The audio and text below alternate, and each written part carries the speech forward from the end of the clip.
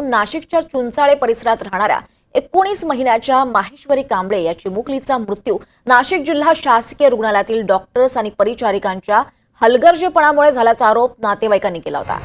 माहेश्वरीचा मृत्यू होऊन जवळपास 10 महिने उलटून गेले असून आपल्याला न्याय मिळावा या मागणीसाठी हे कुटुंब गेल्या 10 महिन्यांपासून पोलीस म्हणा किंवा रुग्णालय प्रशासनाकडे पाठपुरावा करत असून त्यांच्या तक्रारीची कुठलीच दखल घेतली जात नव्हती।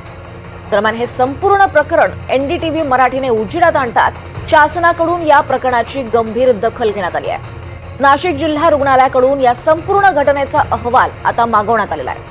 दरम्यान सूत्रांनी दिलेल्या माहितीनुसार रुग्णालय प्रशासनाकडून याबाबतचा अहवाल पाठवण्यात आला असून जानेवारी 2025 ला पोलीस प्रशासनाकडून आमच्याकडे तक्रार प्राप्त झाली आहे आणि त्यानुसार या प्रकरणाची चौकशी समिती गठीत करून तपास सुरू आहे असंही या अहवालात नमूद करण्यात आलेलं आहे। त्यामुळे आता तरी या प्रकरणाची सखोल चौकशी होऊन दोषींवर कारवाई होईल आणि माहेश्वरीला लवकरात लवकर न्याय मिळेल अशीच आपण अपेक्षा करूया। या संदर्भात अधिक माहिती देत आहेत आपल्यासोबत आपले प्रतिनिधी प्रांजल कुलकर्णी आहेत। प्रांजल, माहेश्वरी कांबळे या चिमुकलीच्या मृत्यू प्रकरणाचा आपण पाठपुरावा केला होता आणि याला आता कुठेतरी यश मिळताना दिसतंय, हे संपूर्ण प्रकरण सविस्तर सांगा। दीपाली, अंगावरती उकळतं पाणी पडल्याने या 19 महिन्याच्या चिमुकलीचा जून 2024 मध्ये मृत्यू झालेला होता। दरम्यान नातेवाईकांनी जे काय आरोप केले होते, तिच्या आई वडिलांनी जे काय आपल्याकडे सांगितलं होतं ते सर्व काही धक्कादायक असं होतं। 3 दिवस नाशिक जिल्हा रुग्णालयामध्ये माहेश्वरी ही उपचारासाठी दाखल होती। या 3 दिवसामध्ये तिच्यावरची पाहिजे तसे उपचार हे झाले नाहीत, हलगर्जीपणा झाला आणि यामुळे तिचा मृत्यू झाला असा आरोप खरं तर या नातेवाईकांनी केलेला आहे। ही जी चिमुकली होती हिची आजी ही स्वतः देखील एका खासगी रुग्णालयामध्ये नर्स आहेत, अनेक वर्षापासून ती काम करतात आणि त्यांनी देखील सांगितलंय की ज्या काही उपचारादरम्यान ट्रीटमेंट ही करायला हवी होती, डॉक्टरांनी ज्या पद्धतीने लक्ष घालायला होतं ते काहीही झालं नाही आणि याबाबत तक्रार देखील रुग्णालय असेल किंवा पोलिसांकडे या कुटुंबाने दिलेली होती। मात्र जून 2024 ची घटना आहे, जवळपास 10 महिने उलटून गेलेले आहेत। सातत्याने म्हणजे वारंवार पाठपुरावा या कुटुंबाकडून केला जातोय। आपल्या मुलीला न्याय मिळावा, दोषींवरती कारवाई व्हावी यासाठी जिल्हा रुग्णालय असेल यासोबतच पोलिसांकडे वारंवार ते चक्रा मारतायत, मात्र काही केल्या त्यांना न्याय हा मिळत नाहीये, दोषींवरती कारवाई होत नाहीये।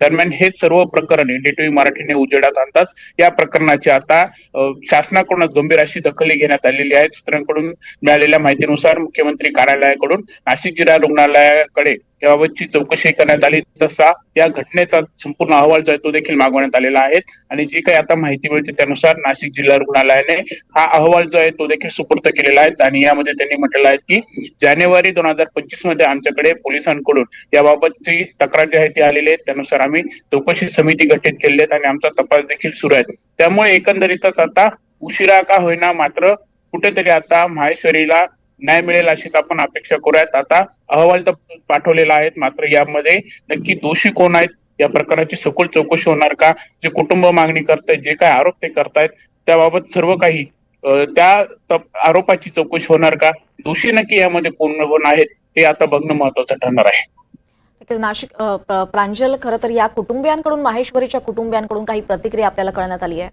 काही समजलंय?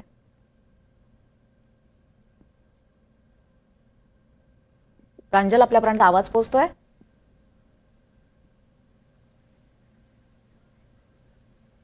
तर यात एनडीटीव्ही मराठीने केलेल्या पाठपुराव्याला कुठेतरी आता यश मिळताना दिसतंय। नाशिक जिल्हा रुग्णालयाला आता अहवाल मागवलेला आहे। या प्रकरणाची आता सरकारकडून दखल घेण्यात आली आहे। रुग्णालयाच्या हलगर्जीपणामुळे माहेश्वरी दगावल्याचा आरोप माहेश्वरीच्या कुटुंबियाने केला आहे।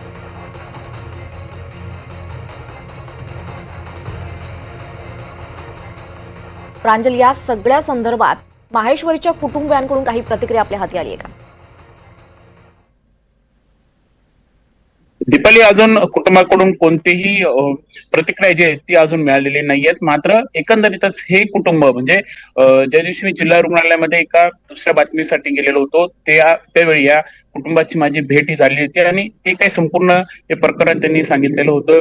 जे काही जे जवळपास त्यांनी जे म्हटलं की जवळपास 7 महिन्यानंतर आम्हाला शवविच्छेदन अहवाल हा प्राप्त झालेला होता.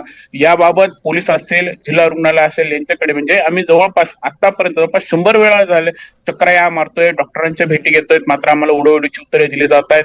रुग्णालयाकडे सीसीटीव्ही कॅमेरे देखील अवेलेबल आहेत, मात्र असं असताना तुमच्याकडे काय पुरावे आहेत ते आम्हाला द्या असं म्हणत कुठेतरी धातुरमातुर उत्तरं दिली जात आहेत. चौकशी समिती आम्ही गठीत करतोय, मात्र ही चौकशी कोण करतायत हे आम्हाला सांगितलं जात नाही. असे अनेक गंभीर आरोप खरं तर या कुटुंबियांनी केलेले होते. जिल्हा रुग्णालय प्रशासन ज्या त्याची दखल हे घेत नव्हतं.